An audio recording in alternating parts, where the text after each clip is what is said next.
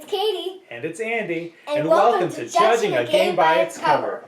This is a new web series where we look through games and judge them at the beginning, middle, and end of our play session and see if our opinions change. So now for our very first game. This week's game is called Hive. It is made for 2 players, recommended for ages 9 through 99, and it should take less than 20 minutes. So Katie, what if I was 100 years old and I wanted to play this? Would that be okay? Yep, it's just, for some reason... It's just a recommendation, so yeah. Maybe if you were 8 and we wanted to play it, we could do that too? Yeah. Huh, okay. But not like 1-year-old either. So when you saw this packaging, Katie, was this something that you wanted to get? This a game you would want to play? Not really. If I saw it on the store shelf, it wouldn't be the first thing I'd want to go and grab. Yeah, the cover itself is kind of plain, but it does show pretty much what the game is like, and it kind of interested me. I was interested about this one from the start. So the packaging isn't that great, but it looked good to me. Let's go ahead and open this up. Comes in this nice handy bag. All the pieces were inside of this little white container, and the pieces are stones that can be stored in this white little bag that's easy to transport. And the instructions come in, it looks like French and English. We use the English instructions, so that's the one we're going to be evaluating. If you use the French instructions, well, good luck. Yeah, you're on your own. Yep. So what did you think once we opened it up? What did you think of these pieces? Well, I thought when I first got the pieces out, they were smooth feeling, and they, I liked how smooth they were, and I liked how the black pieces make the bugs look like they're actually glowing. I liked how it was smooth, and the pieces felt like quality pieces, and it was easy to tell the 2 teams apart and the different bugs apart. Would you have wanted to get this game after seeing the pieces on the inside? Probably not, because I'm not as excited. Okay, and this didn't really change my opinion much. I was interested in this about the same as we were when we first looked at it. Yep. All right. All right. The objective of the game is to surround the opponent's queen piece with your pieces and their pieces in any number. Once the queen is surrounded, the game is over. The only case where there would be a draw is if the last piece played just so happens to surround both queen pieces. The order of play is pretty simple too. You start with all your pieces in front of you, and you just take turns playing a piece. The first 2 have to touch, and this is the only time you can place a piece next to another piece of a different color. From there on, it has to be opposite, only your color that you can place next to. Also, you must play your queen bee in the first 4 moves. Once you play the queen piece, that is when you can start moving pieces on the board. So go ahead and play another one. Go ahead. And then now it's your turn, and now Katie can move this piece anywhere, and that's how you start surrounding the queen piece. So, Katie, how about you tell us about some of the pieces? So let's review some of the pieces. The first piece is called the grasshopper. The grasshopper can hop over a certain amount of pieces. Not certain, any number of pieces. For example, let's say I was right by my queen bee here, and I wanted to hop.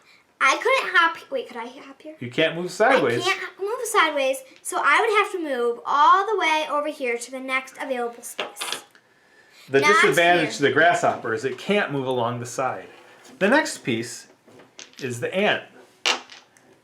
The ant can move any number of spaces along the outside, making it a very powerful piece. The following piece is called the spider. It is just like the ant, except it can only move 3 spaces around the outside. And it has to move exactly 3. 1, 2, 3. Another piece is the beetle. The beetle can only move one space along the outside, but it's also the only piece that can move on top of the board. And when a piece is covered by it, it can't move at all. For the purposes of placing new tiles, whatever piece is on the very top is the color. So you could start playing things like that. The last and final piece, And most important, piece, is the queen bee. The queen bee can move one space around the outside and causes you to be able to move pieces around the board. Once your queen bee is surrounded, like we explained earlier, the game is over. If both bees are surrounded by one piece moving in, then the game would also be over, and it would be a draw. So Katie, after hearing the instructions, does this sound like a game you'd want to play? You know, this game, unfortunately, still does not sound very interesting to me, and it wouldn't appeal to me very much. Really? Because all I could think about was all the different strategies, and it seems like a simple concept, but how hard is it going to be to do really well at this? I was looking forward to trying the different strategies. Right. So let's go ahead and play. Okay. So Katie, now that we're done playing, are you still disappointed in this game? You know, not really. I think I liked it way better than I originally actually thought. What? Really? Yeah. So what would you rate this game? I'd rate it a 4 out of 5 stars. Wow, what did you like about it? Do you have anything about it that you liked? Was it just No. it was just more fun? I think it's just more fun than I originally thought. I don't really know why I liked it as much as I did, but I think it was just a lot of fun. Yeah, I loved it. I thought it was a lot of fun, an easy strategy, and what I really enjoy about it is just how easy it is to put it all Away. away.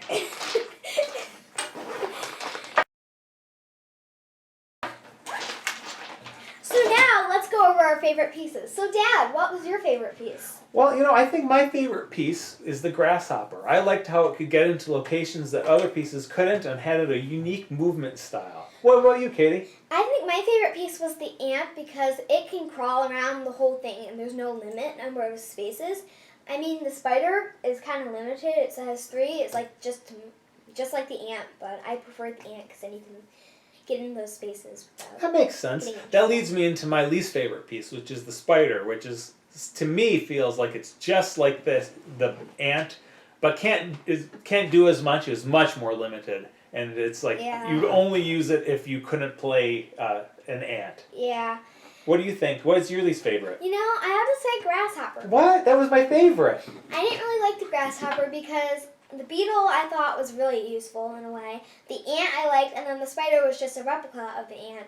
So, and the grasshopper kind of wasn't really that interesting. It kind of just hops, but sometimes you're only stuck between 2 spaces, and that's kind of not what you want to do.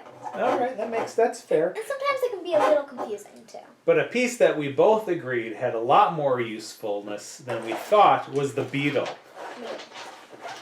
It's a very important piece. Beetle. And a noteworthy strategy to watch out for is don't let the beetle get on your queen bee.